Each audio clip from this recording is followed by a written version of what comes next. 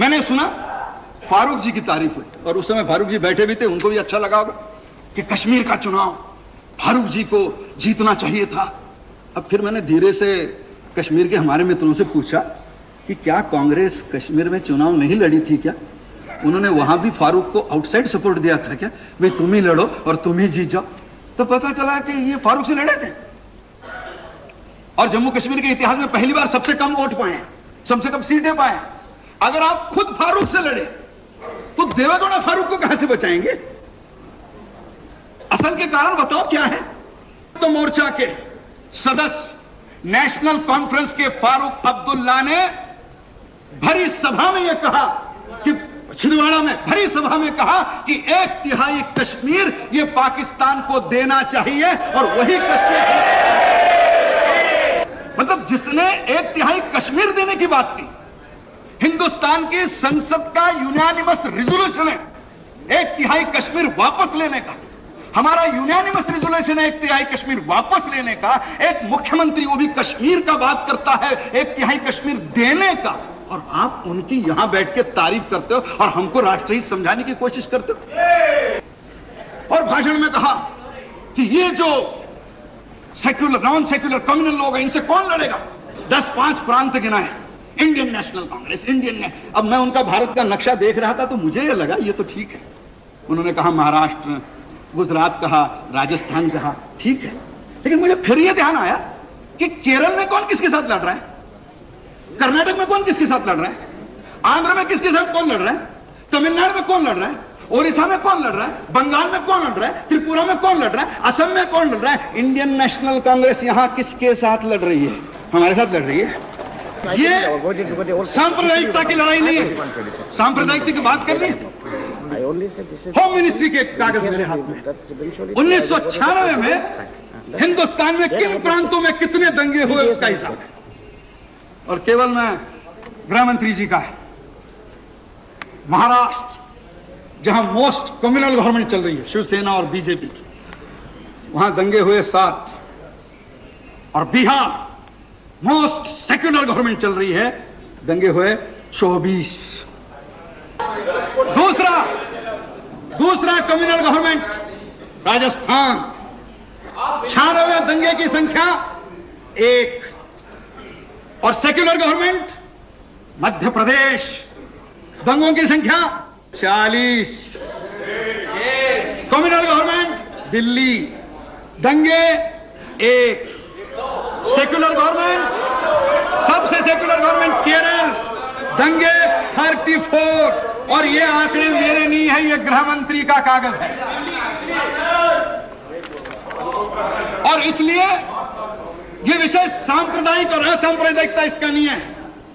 हम माने न माने, इस संयुक्त मोर्चा की सरकार या प्रधानमंत्री, उनके लिए आंसू बहाने की कोई आवश्यकता नहीं है, क्योंकि इस सरकार का अगर ऐसा हो तो हमको हमेशा राज में रखो, दंगे हो गए नहीं देश में। मैं आपको एक तरकीब बता रहा हूं दंगे न होने की, ये बहुत बार सुन चुका हूं मैं।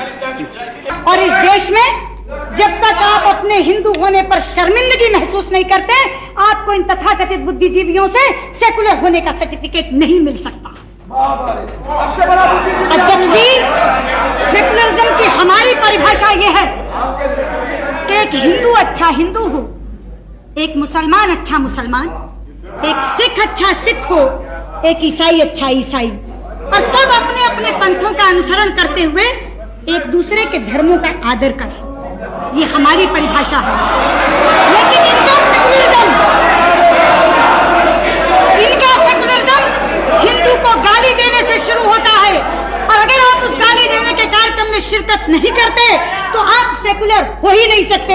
और मैं कहना चाहती हूँ, सरकार या ना सरकार, हमें सेकुलरिज्म की ये परिभाषा मान्य नहीं है। आप जी चाहे कोशिश कर लो, आप आखिर इकट्ठा आते क्यों है? सदन में भाषण हुआ रामविलास जी से लेके प्रियरंजन दास तक, अरे झगड़ो मत, दोस्ती कर लो, बांट लो, नहीं तो ये आ जाएंगे। सदन में कहा तो असली डर सांप्रदायिकता नहीं है, असली डर है भारतीय जनता पार्टी जीत जाएगी। अध्यक्ष जी, सवाल ये है कि ये किसी सांप्रदायिकता के नाम पर इकट्ठे नहीं हुए हैं। ये भी एक ओढ़ा हुआ बाना है। ये इकट्ठे हुए हैं अपने गुनाहों के कारण। ये इकट्ठे हुए हैं एक दूसरे को बख्श देने की सौदेबाजी के कारण। जी हाँ, ये अपने अपराधों के बेपर्दा होने के भय से इकट्ठे हुए हैं। अध्यक्ष जी, ये सांप्रदायिकता के नाम पर हुई साझेदारी नहीं है। अध्यक्ष जी, ये चारा कांड और हवाला कांड की साझेदारी है। इसलिए सत्य यह है कि सत्ता पिपासा, सेक्युलरिज्म नहीं, सत्ता पिपासा ये संयुक्त मोर्चा की इच्छा है और कानून का भय ये कांग्रेस का डर है। उसके कारण ये सरकार इकट्ठा टिकी है, बाकी सरकार में कुछ नहीं है। अध्यक्ष जी, ऐसे नहीं हुआ कि कॉमन मिनिमम प्रोग्राम में एक शब्द करप्शन के पेंडिंग केसेस के बारे में नहीं है। ये ऐसे ही हो गया।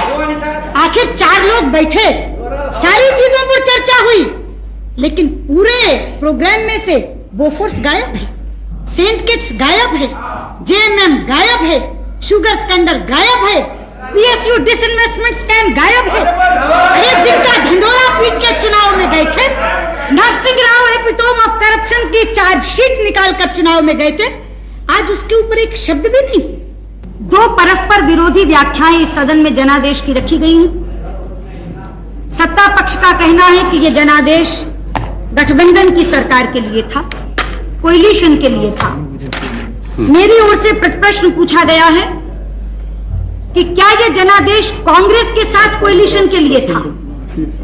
ये प्रश्न अभी तक अनुत्तरित है। सबको मैं उम्मीद करूंगी कि कल प्रधानमंत्री जवाब देते हुए अपनी बात इससे शुरू करें कि क्या यह जनादेश कांग्रेस के साथ कोएलिशन के लिए था। इस देश में सपोर्ट किसी का भी चलता है। सोमनाथ का भाषण नहीं सुना?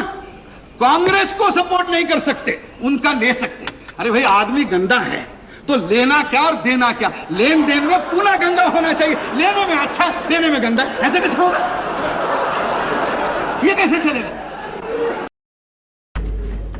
आज से पहले इस सदन में एक दल की सरकार होती थी और बिखरा हुआ विपक्ष होता था, लेकिन आज बिखरी हुई सरकार है और एकजुट विपक्ष है। क्या ये दृश्य अपने आप में जनादेश की अवहेलना की खुली कहानी नहीं कह रहा? अब मैं जब चीन में गया, रमाकांत जी भी थे, चिंतामन पानी रहे थे, बहुत यहाँ के मित्र थे, कुछ राज्यसभा के थे। जब हम वहां गए तो कुछ वहां के लोगों ने पूछा, भाई आपकी डेमोक्रेसी कैसी चलती है? क्योंकि उन लोगों का तो संसद अलग, इलेक्शन अलग। तो रमाकांत जी थे और बड़े नेता हैं, लेकिन पुरानी मित्रता है, तो उन्होंने मुझे कहा कि सर बताइए भाई कैसी चलती है, चर्चा करो इनसे। तो एक एमपी ने मुझे पूछा कि हाउ इज योर डेमोक्रेसी? तो मैंने कहा मैं डेमोक्रेसी बताता हूँ, मेरा उदाहरण। मैंने कहा सिर्फ मैं परिचय करवाता हूँ, डेमोक्रेसी समझ लो। मैंने कहा I am Pramod Mahajan, I am member of Lok Sabha, I belong to the single largest party and I am in opposition. चीनी आदमी मेरे को देखते रहा, you are single largest party? मैंने कहा we are the single largest party in the house, we are in opposition. अच्छा, फिर हमने चिंतामन पानी ग्रही की ओर हाथ कर दिया।